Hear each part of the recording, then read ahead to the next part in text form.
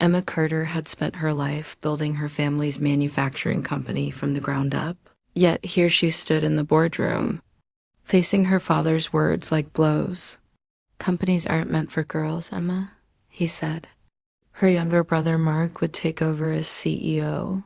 Emma could stay on as his assistant. Mark's smug grin made her stomach turn. She was 32, and she had transformed a struggling company into a thriving enterprise. She'd earned her MBA, worked every position from the factory floor to management, and increased revenue by 300%. Yet her achievements meant nothing to her father, William Carter, who believed leadership was a man's world.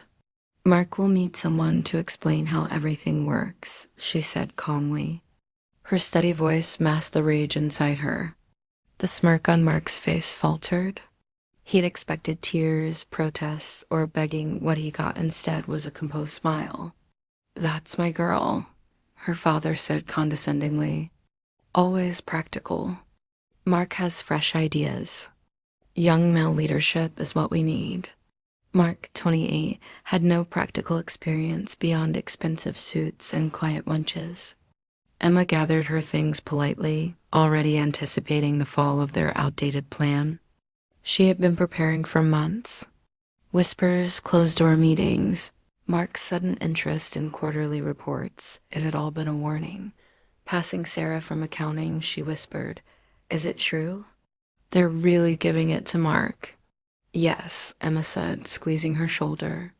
"But everything will work out exactly as it should." Back in her office, she sent one email to a trusted contact.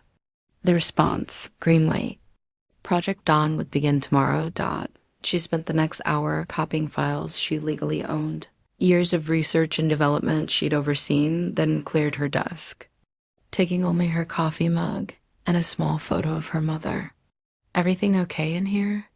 Mark appeared, rocking back on his heels. "No thanks," Emma replied. "But you might want to read those quarterly reports before your first board meeting. The Henderson contract renewal is coming up." His smile dimmed slightly. "I'm sure Dad will handle all that." "Good luck, Mark," she said, walking past him. "You're going to need it." The next morning, she parked outside a sleek office building across town. Her team was ready. 30 top engineers and designers from Carter. Manufacturing had jumped ship months ago to join her new company, Phoenix Industries. "Morning, everyone," she announced. "Welcome to Phoenix Industries' first official day. Let's show them what the future looks like." Over 6 months, Phoenix thrived in secrecy. Contracts were secured, technologies developed, and Carter Manufacturing faltered under Mark's unprepared leadership. The Henderson contract fell through, forcing her father to delay retirement. Emma focused on Phoenix, building innovation instead of dwelling on loss.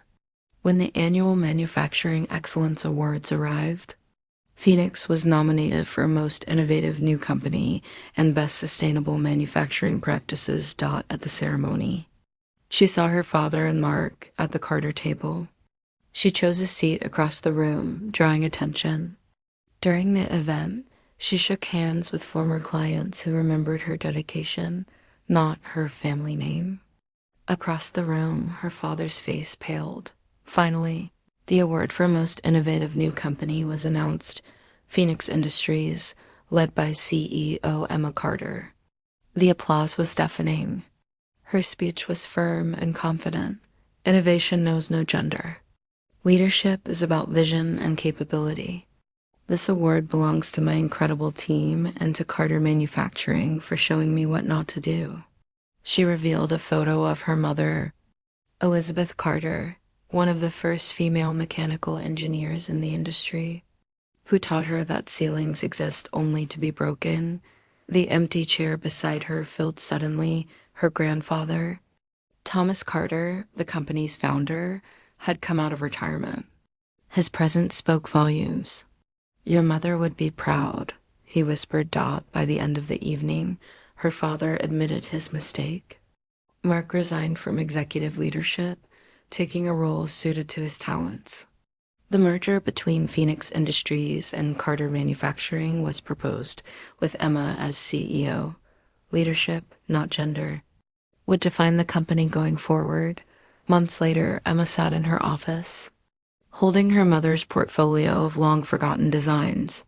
Sustainable manufacturing, innovation, and international expansion, all visions of her mother now within reach. The quote on the final page read, "The greatest revenge is not just success, but success that lifts others up with you." Looking out at her team celebrating below, Emma knew they hadn't just saved a company, they had transformed its soul.